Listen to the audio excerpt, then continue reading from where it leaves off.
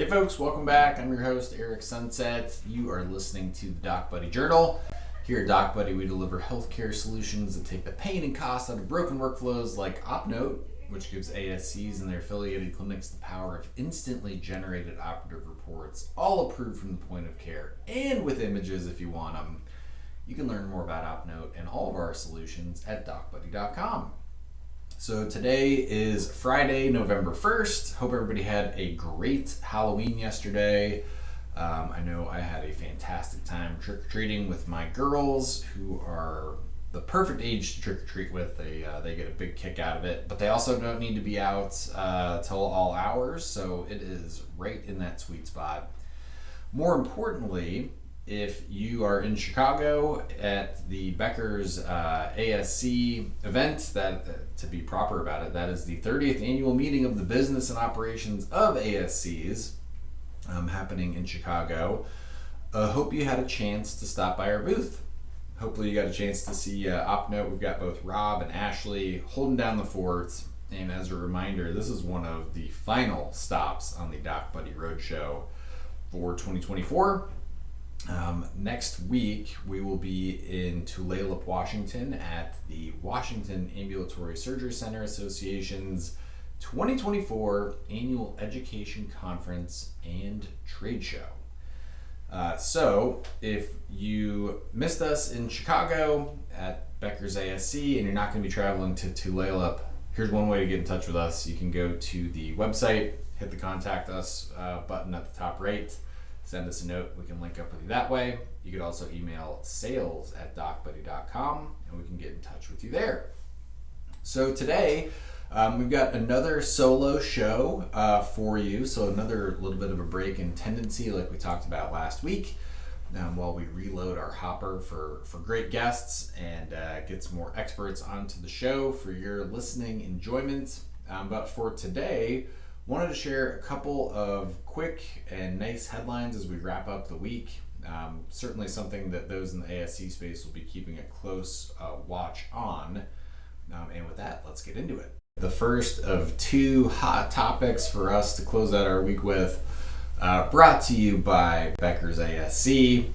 There's no formal relationship there, except that we're exhibiting at their event this week, but got a couple of news items from Becker's ASC, beckersasc.com. Obviously, we'll have a link to the articles we referenced there. But the first of two, the new hot ticket for ASCs. Similar to the orthopedic boom a decade ago, cardiology has emerged as the next major growth opportunity for ASC growth as these high acuity cardiac surgeries migrate to the outpatient setting. Cardiology is now the big hot ticket for ASCs, says Bruce Feldman, administrator of Eastern Orange Ambulatory Surgery Center in Cornwall, New York, who told Becker's a lot of centers are beginning to do cardiac procedures, vascular stenting, ICD implants, and so forth. Huge shout out to Bruce, friend of the show. We've had Bruce on the podcast in the not too distant past. Excellent episode. Gave you some a lot of free game for those in the ASC space. So do yourself a favor, find the DocBuddy Journal on your favorite podcast player, and look for Bruce Feldman. You'll be able to find him. But the article continues. According to Avanza's 2022 Key ASC Benchmarks and Industry Figures report, cardiology is the fastest growing ASC specialty. Major ASC chains are taking note. Optum's ASC arm, Deerfield, Illinois-based SCA Health, acquired at least 2 cardiovascular providers in 2023. National Cardiovascular Partners comprises 21 cardiac catheterization and vascular labs. Ponte Vedra Beach, Florida-based Pivotal Healthcare has 11 affiliate practices and 14 locations. Earlier this year, Marriottsville, Maryland-based Bon Secours and Compass Surgical Partners partnered to build a cardiovascular surgery center in Short Pump, Virginia. Despite this trend, Mr. Feldman said that New York has not yet approved mini cardiology codes for ASCs, while 26 other states have moved forward. While he expects outpatient cardiology to become more widely accepted soon, hospital lobbies are a big obstacle in the migration. Quote, hospitals don't want to lose these cases to the ASCs. These are lucrative cases for the hospital, and they've spent millions of dollars building catheterization labs, he said. If all that volume goes to the ASCs, How could they backfill those labs? End quote. This is why much of cardiology ASC development is in places like the Midwest or California, Bruce Feldman shared, where there's less consolidation by larger health systems. Bruce continued, major cities have large healthcare systems who have huge lobbying power in Washington to fight the migration of these procedures, he said. They did the same thing 5 years ago with joint replacements, but now 95% of joint replacements are done in an ASC rather than a hospital. Additionally, private equity recently has taken an interest in the specialty due to a low concentration of private equity in cardiology, the nation's aging population, and changes to Medicare and Medicaid rules. Additionally, cardiovascular procedures are less expensive in ASCs than in the hospital outpatient department. For example, catheter placement in the coronary artery for coronary angiography, which is one of the most common procedures, costs $382 at an ASC versus $919 at an HOPD. Looking ahead, Mr. Feldman expects cardiology to enter the ASC through single specialty centers. Catheterization labs are very expensive to build, so it's often cost prohibitive for multi-specialty ASCs to add cardiology. And Bruce obviously nails this. Bruce is an icon in the space, so he knows what he's talking about. One other person who really knows what they're talking about with regard to cardiology procedures taking place in the ASC is Dr. Dan Blumenthal, who is the Chief Quality Officer of CVA USA. Dr. Blumenthal has actually been on the show twice. We've been lucky enough to get him twice on the DocBuddy Journal, where we went in depth on getting cardiology procedures to the ASC, what it's going to take to get more of them to the ASC, how you can safely do them, how you select patients, how do you keep patient populations healthy enough to have their hearts or and so forth, have a procedure happen to them in the ASC. So there's a lot of moving pieces. Obviously, Bruce is talking really heavily around regulatory and sort of reimbursement based factors here, which I agree with. There's not a whole lot else you can say there.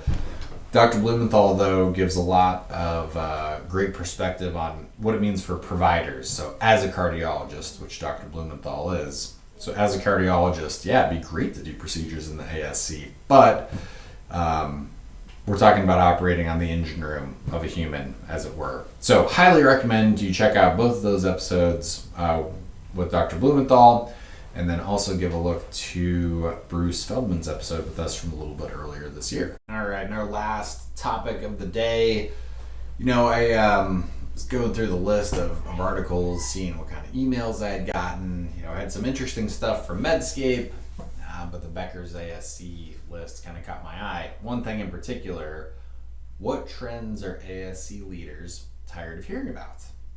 And this hit a little close to home because it's almost verbatim what we covered last week.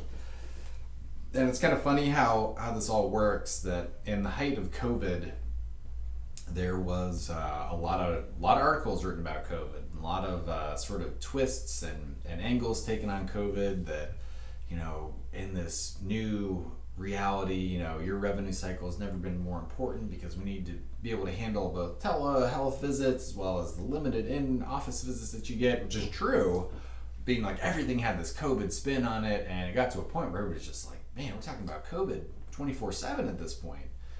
And early on, rightfully so, obviously, but as things kind of stabilized and we got back to normal to the extent we could, and I certainly realized that that's different based on where you were in the world and where you even were in the US.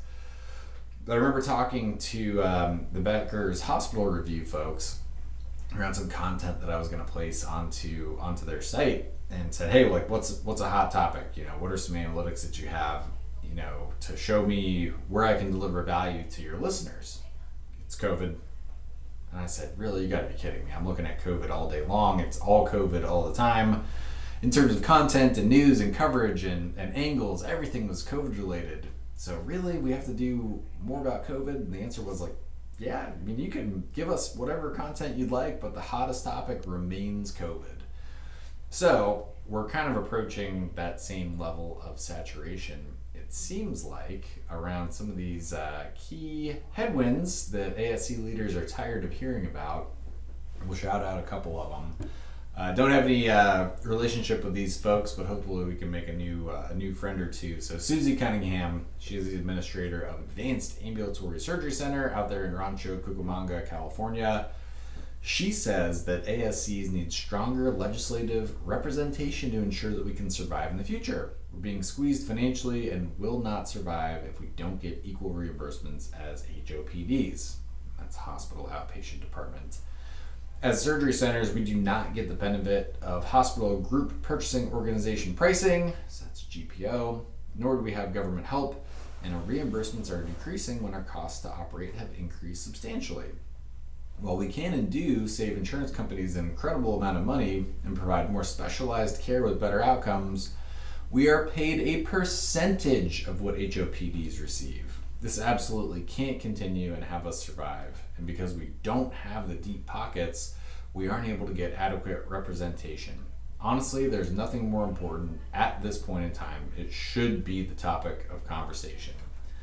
So for Susie, probably tired of hearing about it, but not tired of the action that's needed and the action that's taking place.